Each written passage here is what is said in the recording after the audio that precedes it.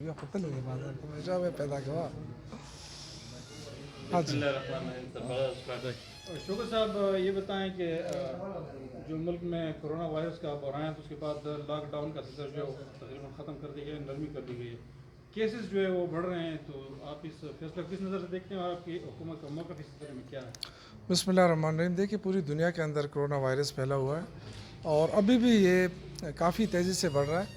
ہم یہ نہیں کہہ سکتے ہیں کہ کرونا وائرس ختم ہو گیا، اس کا جو خطرہ ہے وہ ابھی بھی موجود ہے. لیکن ایشو یہ ہے کہ ہم نے 2 ہفتے لاک ڈاؤن کر لیا، 2 ہفتے بعد بھی کرونا ختم نہیں ہوا. اب آگے ہمیں پتہ ہی نہیں ہے کہ کرونا کتنے عرصے تک رہے گا، تو ہمارے پاس کوئی آپشن دوسرا ہے نہیں. اگر ہم اپنے جتنے بھی چاہے دکانیں ہیں چاہے وہ کاروبار ہے، اگر ہم اسی طرح لاک ڈاؤن رکھیں گے تو ایک طرف اگر لوگ کرونا سے مریں گے یا نہیں مریں گے، لیکن دوسری طرف وہ بھوک سے مر سکتے ہیں. ان کے لیے کاروبار ایک ہی ذریعہ ہے.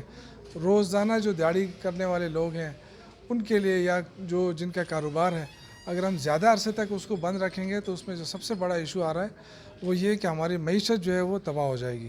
تو کریش ہونے سے بچانے کے لیے لازمی ہے، کیونکہ ہمارے پاس وہ وسائل نہیں ہیں جو اس وقت امریکہ، یورپ اور UK کے پاس ہیں. آپ دیکھیں کہ ان تمام تر وسائل کے باوجود، تمام تر لاک ڈاؤن کے باوجود جو اموات ہیں وہ تیزی سے وہاں بڑھتی جا رہی ہیں. تو اب ایسا بھی نہیں ہے کہ مکمل لاک ڈاؤن سے انہوں نے اس پہ کنٹرول کر لیا، لیکن ہم کوشش کر رہے ہیں اور ہم نے کوشش بھی کی ہے اور اس کے لیے SOPs بنائی ہے.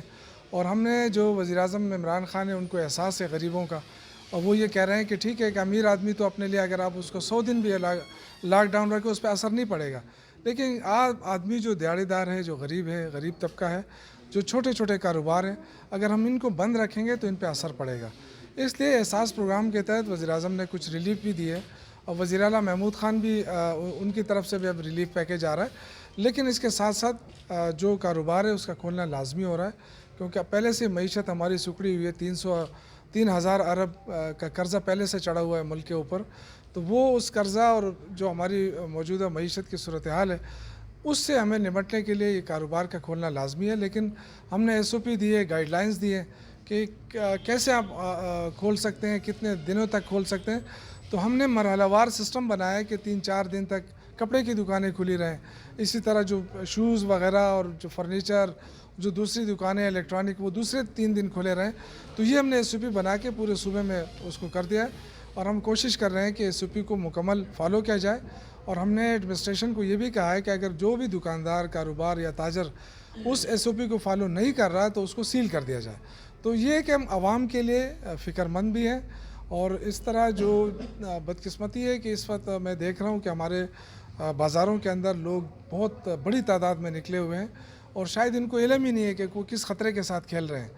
تو یہ ہے کہ ایک طرف اویئرنیس، آج بھی جو وزیر اعظم ریلیف ٹائیگر فورس کی میٹنگ تھی اس میں بھی میں نے یہی کہا کہ جو ٹائیگر فورس ہے اس وقت سب سے بڑا کام ان کا یہی ہو سکتا ہے کہ وہ عوام کے اندر اویئرنیس کریٹ کرے. اب یہ کہ ماسک پہننا اور سینیٹائزر لگانا یہ بڑا لازمی ہے. اگر سینیٹائزر نہیں بھی ہو تو کم از کم ہر گھر میں صابن موجود ہے، تو ہر آدھے گھنٹے بعد آپ 20 سیکنڈ تک اپنے ہاتھوں کو دھوگیں. تو یہ تھوڑی سی SOPs ہے، اس کو فالو رکھیں. اور اسی طرح ہم نے یہ بھی کہا ہے کہ جو تاجر جہاں دکانوں کے اندر رش ہے، اگر وہ اپنے دکانوں میں رش کو ختم نہیں کر سکتے تو پھر اس کو ہم سیل کر دیں گے. تو ایک طرف ہم نے ریلیف دی ہے، لیکن ساتھ ساتھ جو جتنے تاجر برادری ہے، چونکہ ان کے ساتھ مذاکرات میں نے کیے ہیں صوبے کی سطح پہ، تو جتنے بھی تاجر برادری ہے انہوں نے اس چیز پہ ایگری کیا ہے کہ ہم گورنمنٹ کے جو SOP ہے اس کو فالو کریں گے. اور جو 3 دن اور 4 دن کہا گیا کہ جی کون سا کاروبار کھلا رہنا چاہیے، اس پہ بھی انہوں نے باقاعدہ یقین دہانی کرائی ہے. تو انشاءاللہ تعالی پشاور اور دوسرے جو جگہیں ہمارے اس پہ پورا عمل ہو رہا ہے. لیکن کچھ لوگ جو ہیں وہ اس کو فالو نہیں کر رہے، ان سے میری گزارش ہے کہ اس کو فالو کریں. سندھ میں سر کیسز زیادہ آ رہے ہیں اور ان کا موقف یہی ہے کہ مرکزی حکومت جو ہے وہ ہمارے ساتھ کوآرڈینیشن نہیں کر رہی، کوآپریشن نہیں کر رہی. کس بارے میں آپ کا کہنا ہے؟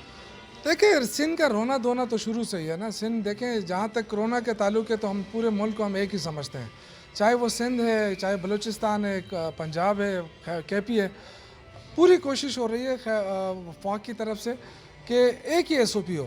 بدقسمتی سے جو نالائکی ہے سندھ گورنمنٹ کی، وہ اپنی نالائکیوں کو چھپانے کے لیے وہ فوراً اٹیک کرتی ہے وفاق کے اوپر. آپ مجھے بتائیں کہ 18 امینڈمنٹ کے بعد آپ نے جو بھی کرنا ہے آپ کو اجازت ہے. اگر آپ نے مکمل لاک ڈاؤن کرنا ہے آپ کریں، اگر لیکن وہاں کیسز بڑھتے جا رہے ہیں کیونکہ ان کا فوکس صرف ایک کراچی کے اوپر ہے, باقی سندھ جو ہے اس پہ کوئی ان کا فوکس نہیں ہے. خود وہاں میں نے سنا ہے کہ کئی ان کے اوپر ریمارکس آئے ہیں کہ وہاں حکومت نام کی چیز ہی نہیں ہے. وہ سارا دن میڈیا کے اوپر آ کر کھیلتے ہیں اور میڈیا کے اوپر آ کر جو ہے وہ اپنی تحفظات بیان کرتے ہیں. بہتر تو یہ ہوتا ہے کہ آپ جب این سی کی جب میٹنگ ہوتی ہے نیشنل کوارڈینیشن کمیٹی کی, آپ اس میں آ کے بات کریں. آپ کو وزیر اعلیٰ وہاں آ کر بیٹھتا ہے, چاروں صوبوں کے وزیر اعلیٰ ہوتے ہیں, کور کمانڈرز ہوتے ہیں, آرمی چیف ہوتا ہے. آپ ان کے سامنے بات کریں کہ آپ کے کیا تحفظات ہیں. جب آپ کہتے ہیں کہ آپ نے مکمل لاک ڈاؤن کیا تو پھر کیوں کیسز بڑھتے جا رہے ہیں؟ آپ تو کنٹرول نہیں کر سکے, آپ کے ہاسپٹل میں کچھ نہیں ہے وہاں پہ سندھ کے اندر. تو یہ چیزیں ہیں جو کمزوریاں ہیں. میرے خیال سے سندھ گورنمنٹ کو اپنی کمزوریاں پہ توجہ دینی چاہیے. ہم ان کے ساتھ ہیں اور ہمیں کراچی کے لوگوں کی بھی فکر ہے, سندھ کے لوگوں کی بھی فکر ہے. اس لیے ہم چاہتے ہیں کہ وفاق پوری طرح اس کو سپورٹ بھی کر رہا ہے. لیکن یہ بدقسمتی ہے کہ ہر صبح جب میڈیا ٹاکس ہوتی ہے تو ان کے جو مرتضی وہاب صاحب ہے وہ آ کے سب سے پہلے اٹیک کرتے ہیں کہ جی وفاق ہمیں کام نہیں کرنے دے رہا ہے.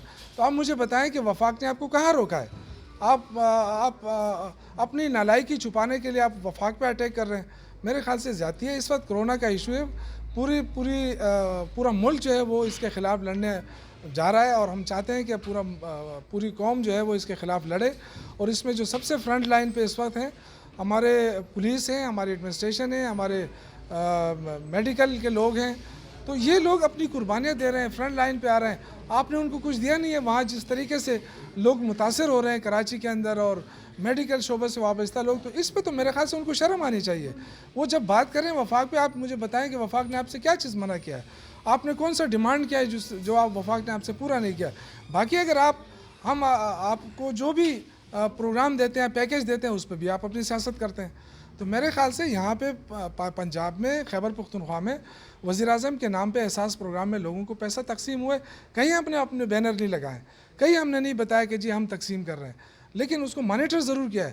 بدقسمتی سے سندھ کے اندر انہوں نے باقاعدہ پوسٹر بینر لگائے کہ جی یہ وہ ہے پیپلز پارٹی کا ایک لوگوں کے ساتھ تحفہ ہے. پیسہ وفاق دے رہی ہے, تصویریں وہ اپنے ساتھ لگا رہے ہیں. تو یہ بڑی زیادتی ہے. کم از کم اس چیز پہ سیاست نہ کی جائے. Thank you.